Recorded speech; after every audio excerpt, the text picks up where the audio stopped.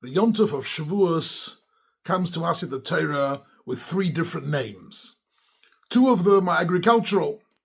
Chag HaKotzir, celebrating the harvest, Chag HaBikurim, celebrating the first fruits. But more than anything, the Torah refers to this Yontov as Chag HaShavuos. Already in Parshas Kisisa, the Pasuk says, V'chag Shavuos taseh lecha bikurei katzir hachitim. In Shemos chapter 34, we're introduced to this Yontov as Chag HaShavuos. And again, in Parshas Re'eh, in Devarim chapter Tezayin, Shiva Shavuos tispolach, count for yourself the 7 weeks, V'osiso Chag Shavuos l'Hashem Elokecha, and you should make for yourself a Chag of Shavuot for HaKadosh Baruch Hu. And the question is very straightforward that we want to look at a bit more closely. It seems a little bit odd to give a Yontov the name celebrating the weeks.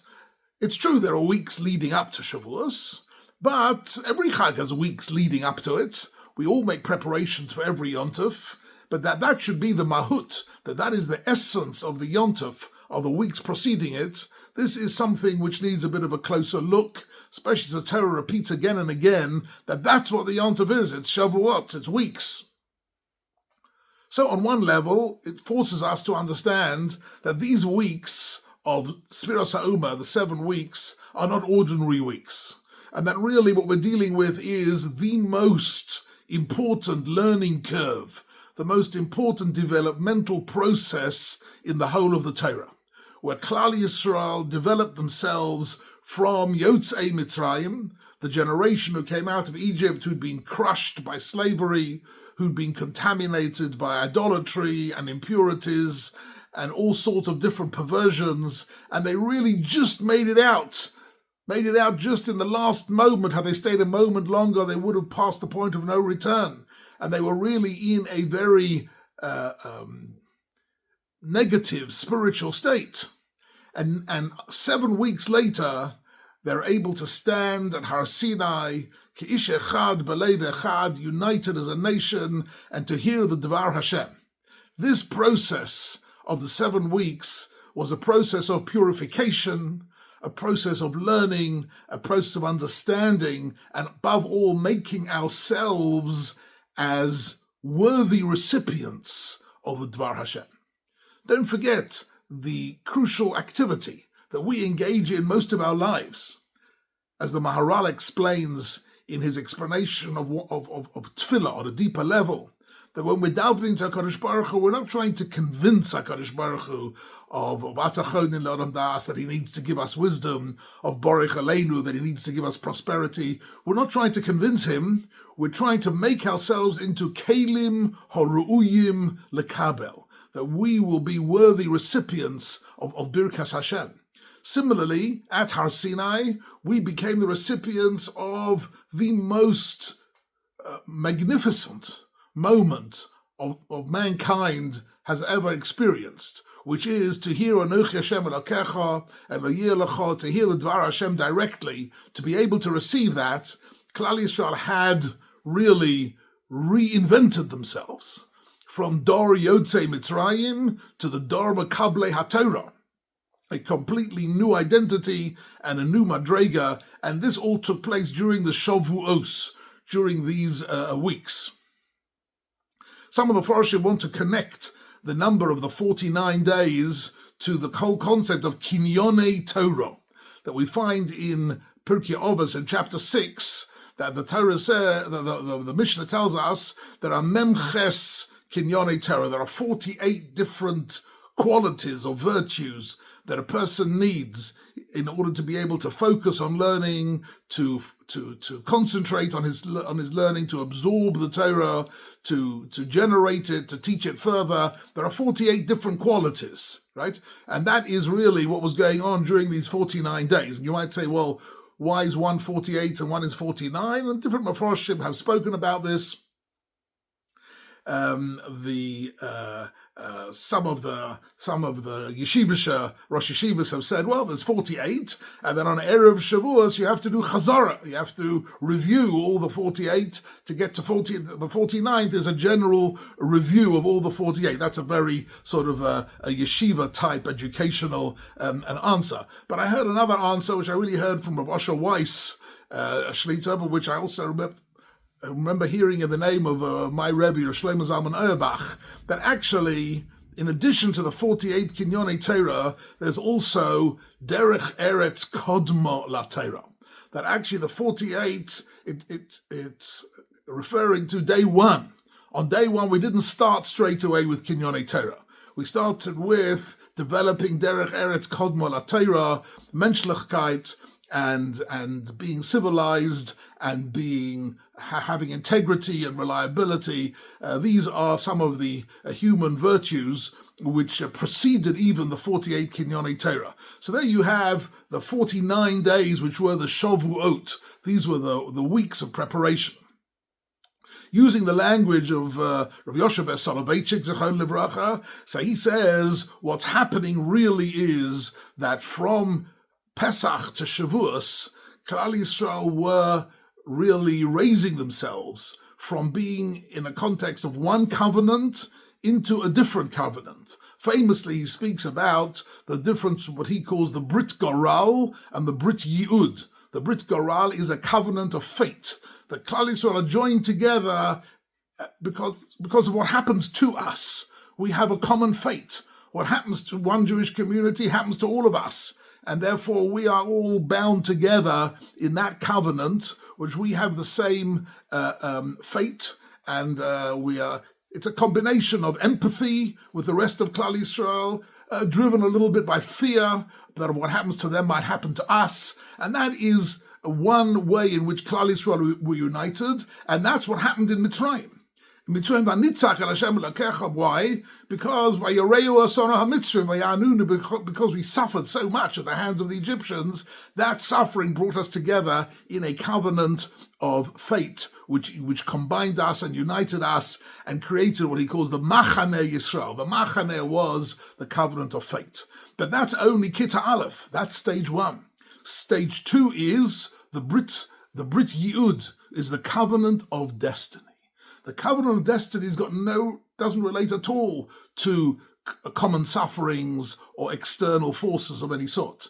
The Brit Yi'ud is a shared value system, a shared belief system, a shared ability to stand at Har Sinai and say Naseh v'Nishma.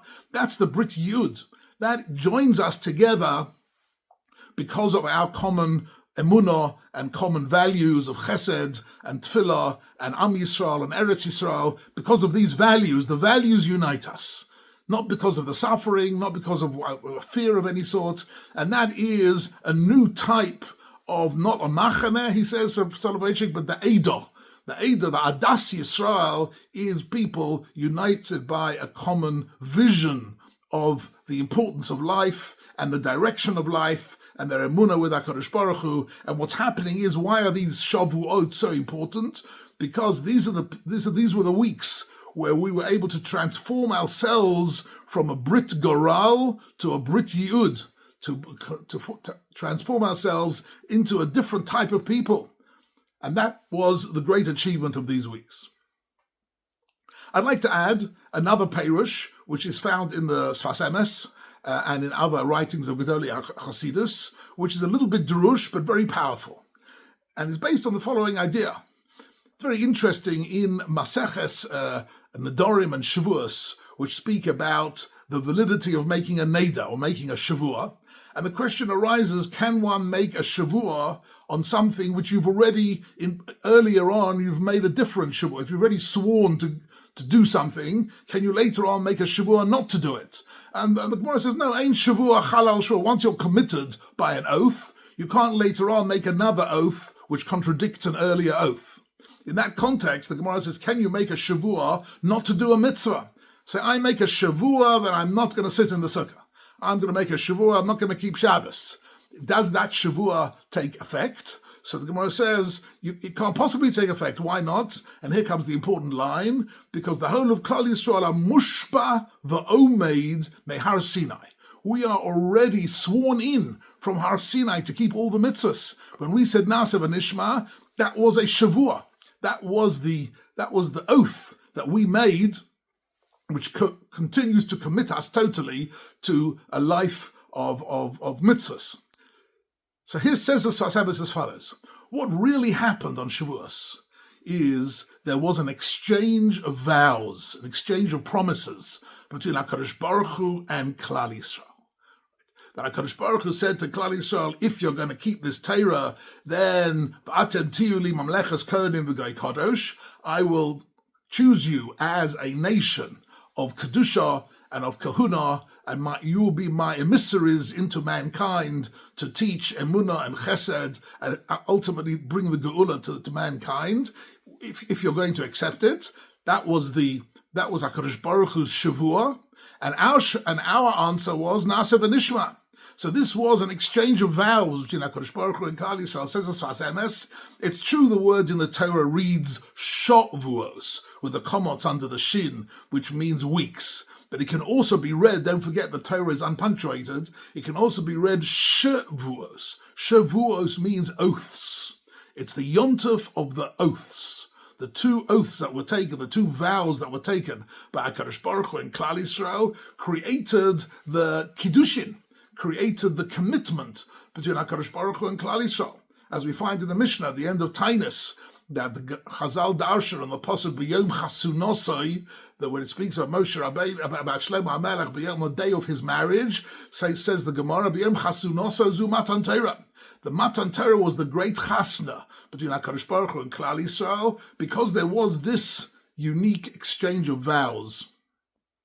Right, we have under the chuppah actually an exchange of kinyonim. Right, the chosn commits himself to a kinyon of the ksuva, and the kala does a kinyon on the ring. But the exchange is what's important, and that's what's very, very interesting here. Says the Sfas Emes, the real deeper meaning of the word Shavuos is Shavuos. It's true; it's also a celebration of the weeks that helped us to connect from Yetzias Mitzrayim to Matan Torah, to grow into a nation bound with a Brit Yehud, with a common ideology and a value system. But in actual fact, it also was a moment where we exchanged vows with HaKadosh Baruch Hu, and that was really the Netzach, the eternity of Klal Yisrael, our eternal commitment to HaKadosh Baruch Hu and his commitment to us, which we're celebrating on Yom Tov. And I wish you all a Chag Sameach, and please God, every Shavuos is a time to reconnect to our commitment of learning Torah on a deeper level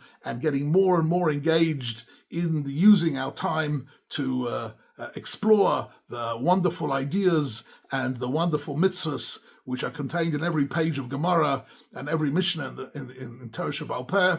And Bez Hashem, we should enjoy the simcha of Shavuos in a way which enables us to reenact that growth that Klal Yisrael had from Pesach to Shavuos, v'chein yirotza.